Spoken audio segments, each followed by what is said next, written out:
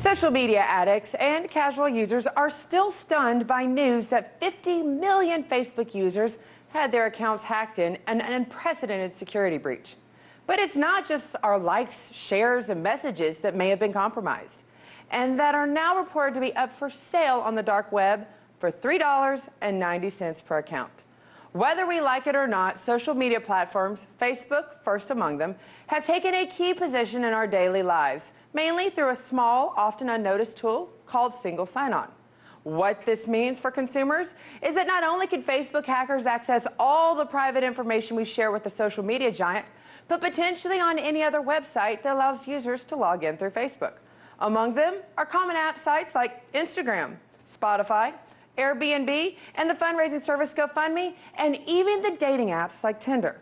Additionally, Facebook tracks user browsing activity across the internet, meaning hackers could now hold a gold mine of data victims had no idea was in Facebook hands to begin with.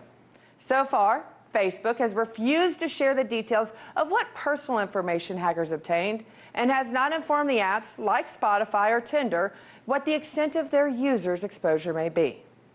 To talk about this and much more, we are joined by Democratic strategist Robin Bureau and former U.S. Representative Michael Grimm. Thanks for joining me, gentlemen. Thank you. It's great to be here. You know what, I have to ask you, what needs to be done to protect the privacy and security of social media users? Let's start with you, Congressman Grimm. Well, first of all, our country, if you go back, look, I used to work with the FBI as a special agent, and back in the early 2000s, we realized that cyber attacks was one of the biggest vulnerabilities that our country has, and even our military has ramped up realizing when you look at terrorism, all the other things going on in the world, the cyber attacks is something that we are behind a little bit in our technology, and it's something we have to do. But what we have done is increased regulations quite a bit on a lot of the financial institutions that obviously have a lot of our information. But now we have to apply those same rules and regulations to all of these companies that have a massive amount of data, whether they're social media based or not. If you're holding users' information, you have to have the top security that's available, recognizing that the real challenge here is keeping up with the hackers, because you can have the very best today, but it may not be good tomorrow. So making sure they are keeping up with the hackers, and that's not an easy task, but they need to be held accountable. And if there is a breach, they must be required to identify exactly what's been breached, to the extent of it, the scope and breadth, and give notice to anyone that lost their data. But to Congressman Grimm's point, Robin, isn't it kind of buyers beware? You know what you're getting into when you get on social media. It's not like you're forced to have to put all of your information in, join Facebook or Instagram. Is this common, is the common knowledge, do you feel safe about putting this common knowledge out there, or do you actually believe that you're just kind of getting what you ask for when you put this information on the World Wide Web? Well, I see your point, but as you did in the lead to the segment, so many other apps and websites use Facebook to log in to their apps and websites. And also one of those was WhatsApp, which is commonly used by journalists to source anonymous sources. So I'm kind of concerned about some of that information getting out. But, Facebook has to taste their own medicine. Congress warned them that if this happened again, that they would call for a full investigation. But, I think it's quite interesting that this time Mark Zuckerberg's own personal information was also part of this data breach. So he gets to feel the pain that you and I and so many others get to feel, knowing that his information is out there for sale on the dark web, Scotty. Well, Robin, is this when the government needs to step in? I mean, before it was just supposedly the targeting of different political ideologies or different groups. Now you actually have the general public. There was, I was one of the people that got the notices. Yes. There was definitely no rhyme or reason as to who got targeted or who got hacked. So at this point, does the government now have to get involved?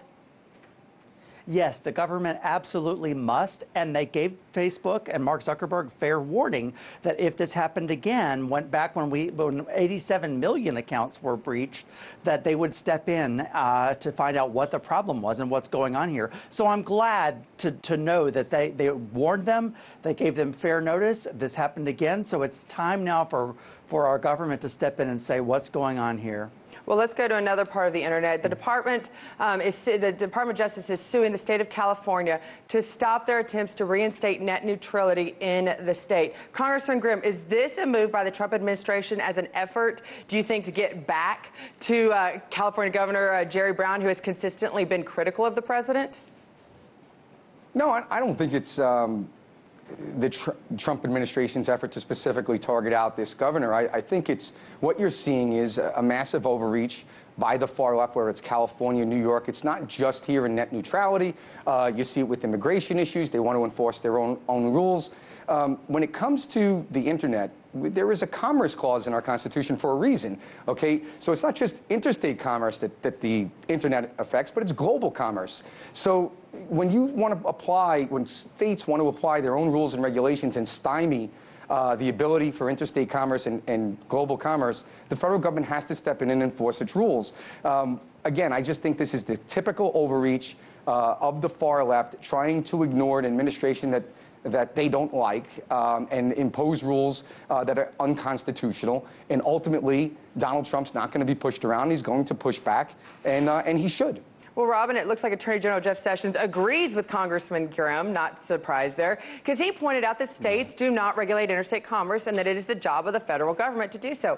Does California have any rights in restating net neutrality? Well, you know what I find so interesting here is Republicans are so much about states' rights. So it's interesting to me that they're sort of stepping on California's toes before this even goes into effect. And, you know, the net neutrality was all about giving us free and equal access to the internet. And the same attorneys that argued for this before were from AT&T and Comcast. They're the same ones that are doing this now.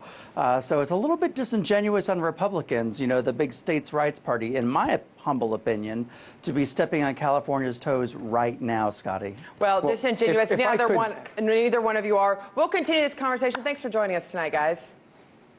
Thank you. Great, thank you. Hey YouTube, thanks for checking out our channel. We hope you enjoyed the video. We have tons of content for you just like this. For more of RT America's one-of-a-kind news and analysis, be sure to subscribe and never stop questioning more.